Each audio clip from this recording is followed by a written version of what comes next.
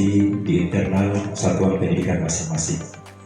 Nah, baik Bapak Ibu yang saya banggakan, saya langsung saja. Ini terkait dengan kekerasan yang terjadi di satuan pendidikan.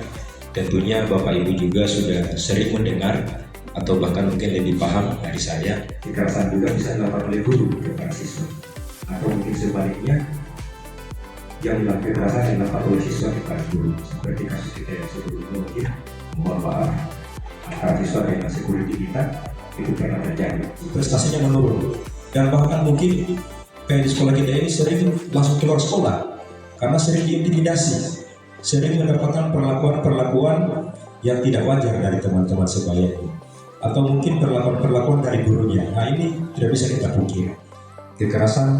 Dampak kekerasan pada terlapor ini pelaku. Jadi bagi pelaku juga, kalau misalnya kekerasan yang dia lakukan tidak tertangani dengan bagus atau tidak tertangani dengan baik, maka dia akan berpikir bahwa saya lakukan terus karena memang tidak ada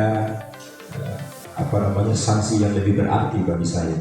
Jalan kekeluargaan agar bagaimana kasus itu bisa selesai secara kekeluargaan. Padahal kami juga kemarin pas materi menyampaikan bahwa ketika ada kasus contoh pemukulan, itu guru jangan langsung menyamaikan.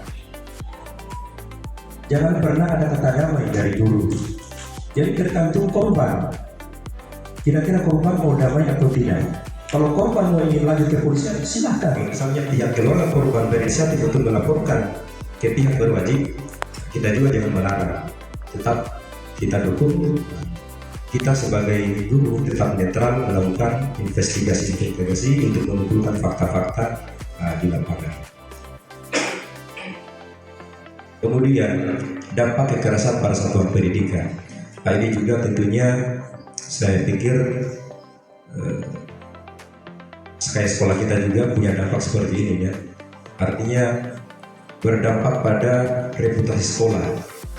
Ketika SMK 2 dikenal dengan kasus pemukulannya, kasus pembajakannya, tentunya ini membuat reputasi sekolah juga di mata publik, di mata masyarakat akan menurun, sehingga berefek pada penerimaan dilakukan oleh tenaga pendidikan atau staf tata usaha misalnya pada satuan pendidikan yang sama, entah staf, maka yang menangani adalah TPPK. Selanjutnya, kalau tenaga pendidikan sesama tenaga pendidikan dilakukan, sering terjadi biasa anak luar melakukan pembajakan misalnya, atau mungkin sebaliknya siswa kita misalnya kalau mencuri atau apa di luar, kasus kekerasan atau remaja, maka yang baik di luar baik di dalam satuan pendidikan maupun di luar satuan pendidikan, maka yang tangani tetap TPPK, atau di luar satuan pendidikan maka yang terlibat adalah TPPK. Namun di sini ada catatan, ketika kekerasan itu sudah melibatkan masyarakat, maka fokus dari TPPK itu adalah menginvestigasi siswa kita atau warga sekolah kita. Untuk masyarakat itu bukan urusan kita.